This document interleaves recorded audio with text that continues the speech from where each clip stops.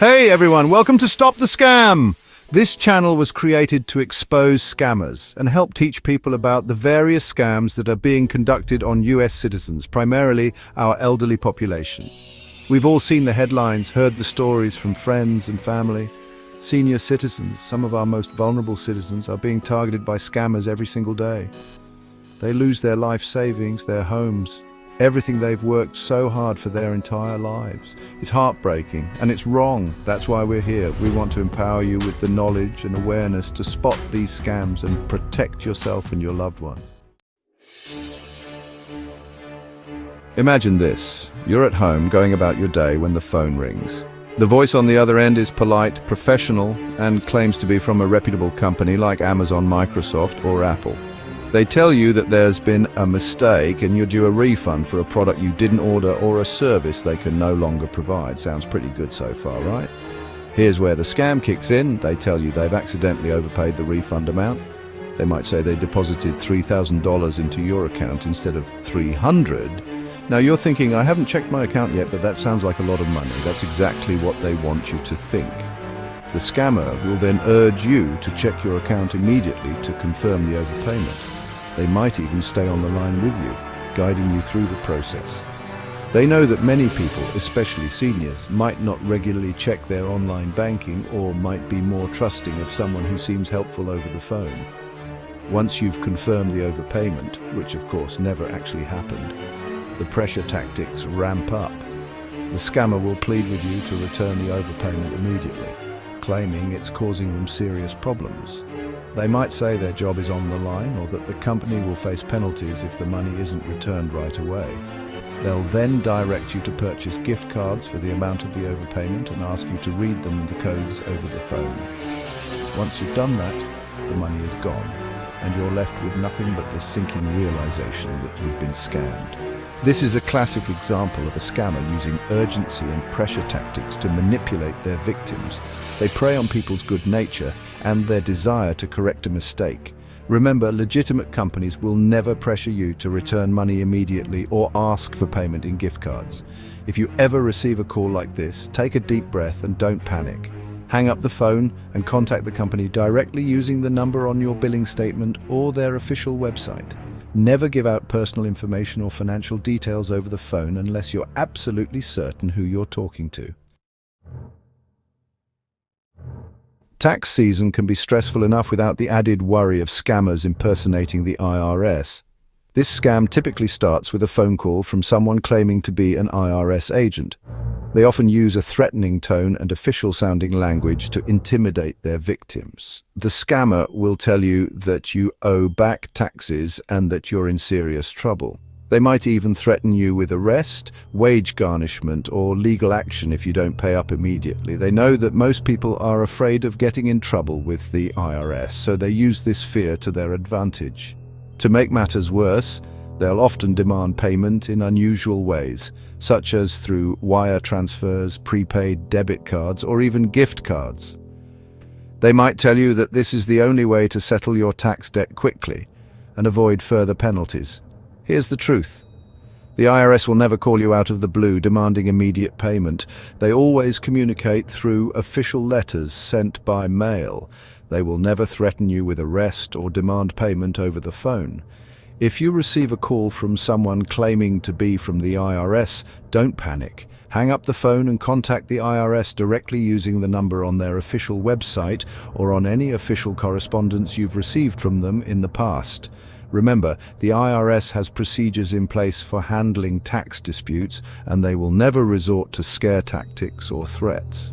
If you're ever unsure about a call or communication you've received, it's always best to err on the side of caution and verify the information with the IRS directly. Chapter 3.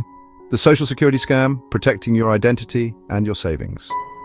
Our social security numbers are the keys to our identities and our financial well-being. Scammers know this, and they're constantly devising new ways to exploit our fears about identity theft and financial security. One common tactic is to call, posing as a Social Security Administration representative. They might claim that your social security number has been suspended due to suspicious activity such as identity theft or involvement in a crime. They'll often weave elaborate stories to make their claims seem more believable. For example, they might say your social security number was used to rent a car that was later found to be involved in drug trafficking or money laundering. They'll then use this fabricated crisis to pressure you into taking immediate action. To reactivate your social security number or clear your name, they'll demand payment, often through wire transfers, prepaid debit cards or gift cards. They might even try to convince you to withdraw cash from your bank account and send it to them through a courier service. Here's the reality. The Social Security Administration will never call you out of the blue to threaten you or demand immediate payment. They typically communicate through official letters sent by mail. If they do need to contact you by phone, they will never ask for your social security number over the phone, as they already have that information on file. If you receive a call from someone claiming to be from the SSA, be very wary. Don't give out any personal information, especially your social security number or bank account details.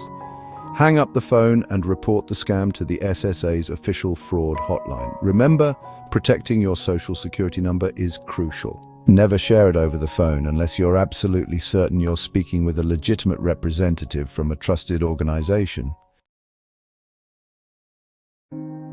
Chapter 4. The Grandparent Scam. Pulling at your heartstrings to steal your money. This scam is particularly cruel because it preys on the love and concern grandparents have for their grandchildren. Scammers will often gather information about their victims beforehand, scouring social media and online obituaries for details about family members, especially grandchildren. Armed with this information, they'll call unsuspecting grandparents claiming to be their grandchild in distress.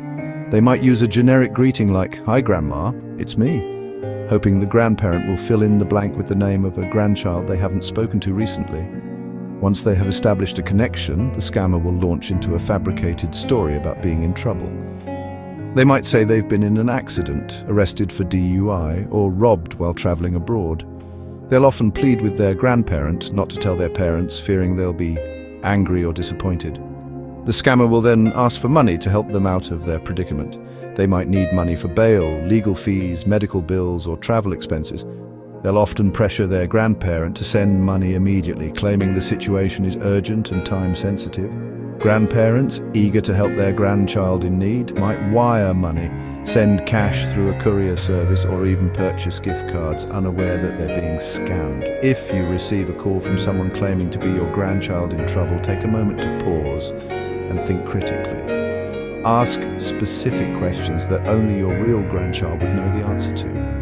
Try to contact your grandchild directly or reach out to their parents to verify the story.